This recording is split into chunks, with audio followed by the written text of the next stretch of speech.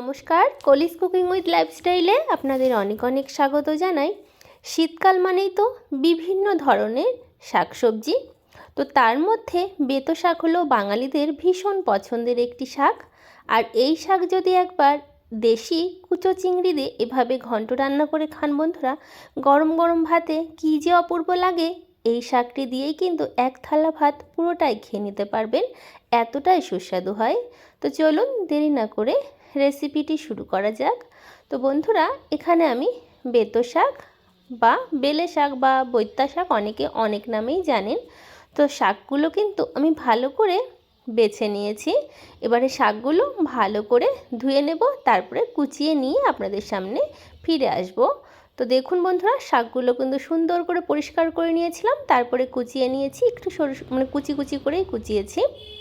এবারে চলুন রান্নাটা কিভাবে করছি দেখতে থাকুন। খুবই সহজ পদ্ধতিতে রান্নাটা করে দেখাবো।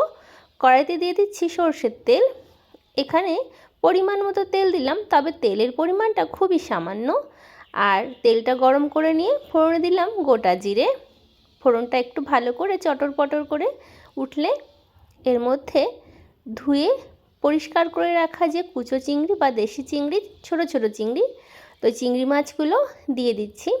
আর এই দেশি কুচো চিংড়ি দিয়ে বেতো শাকের ঘন্ট করলে খেতে কিন্তু ভীষণ ভালো লাগে।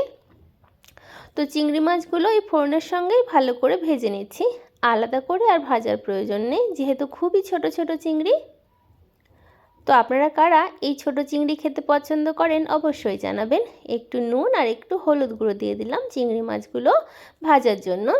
তো চিংড়ি মাছগুলো বন্ধুরা আমি একটু লাল লাল করে ভেজে নিয়েছি।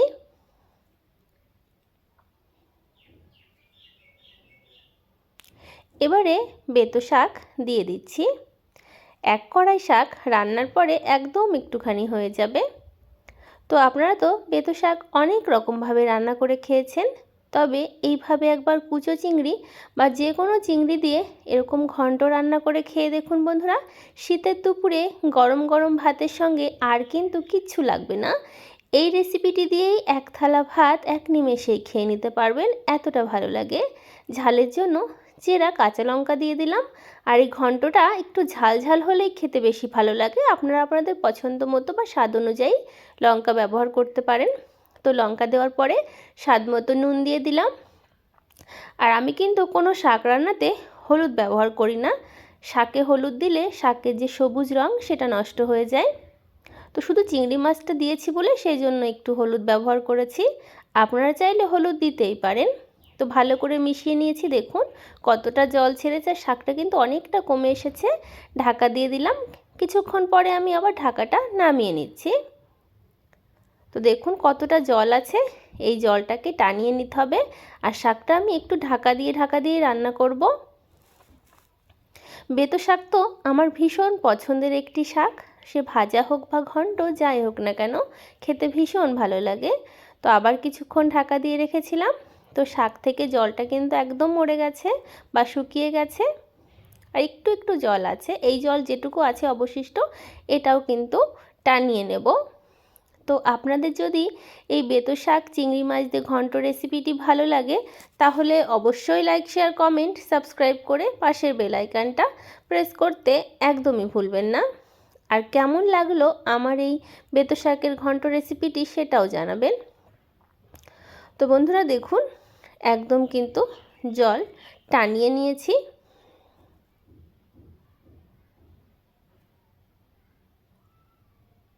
ভাজা ভাজা হয়ে গেছে শাকটা। এবারে যেহেতু বেতো শাকের ঘন্ট, তার জন্য এখানে কিছুটা আতপ চালের গুঁড়ো নিয়েছি। এবারে পিটুলি করে জলের মধ্যে দিয়ে শাকের মধ্যে দিয়ে দেব। ভালো করে এবারে একটুখানি মিশিয়ে নিচ্ছি। আর এই পিটুলি গোলা জল দিলে শাকটা ঘাটা ঘাটা হবে আর মাখো মাখো হবে, খেতে ভালো লাগবে। যেহেতু শাকের ঘন্ট, তো সেই জন্য আমি এখানে আতপ চালের গুঁড়ো দিলাম। আপনারা চাইলে আটাও দিতে পারেন। টেস্টের জন্য সামান্য একটু চিনি দিয়ে দিলাম।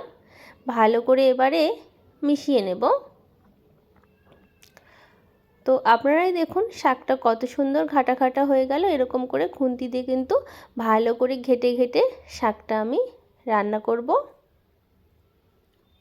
তো আপনারা কারা কারা এরকমভাবে বেতো শাক ঘন্ট করে খান সেটা কিন্তু আমাকে জানাতে ভুলবেন না। আর কে কোথা থেকে আমার এই ভিডিওটা দেখছেন বন্ধুরা সেটাও কিন্তু কমেন্ট বক্সে কমেন্ট করে জানাতে পারেন। তো বন্ধুরা আমার কিন্তু একদম রান্না হয়ে গেল ঘরোয়া পদ্ধতিতে দারুণ স্বাদের খুবই সাধারণ ও সহজ উপায়ে কুচো চিংড়ি দিয়ে বেতো শাকের ঘন্ট। কেমন লাগলো জানাবেন। গরম গরম ভাতের সঙ্গে এরকম একটি বেতো শাকের ঘন্ট থাকলে আর কিন্তু কিচ্ছু লাগবে না, এই দিয়ে এক থালা ভাত খেয়ে নিতে পারবেন। তো বাড়িতে অবশ্যই ট্রাই করবেন। আপনারা সকলে ভালো থাকবেন, সুস্থ থাকবেন। আপনাদের সঙ্গে দেখা হবে অন্য কোনো নতুন রেসিপিতে। আজ তবে বিদায় নিচ্ছি। রাধে রাধে।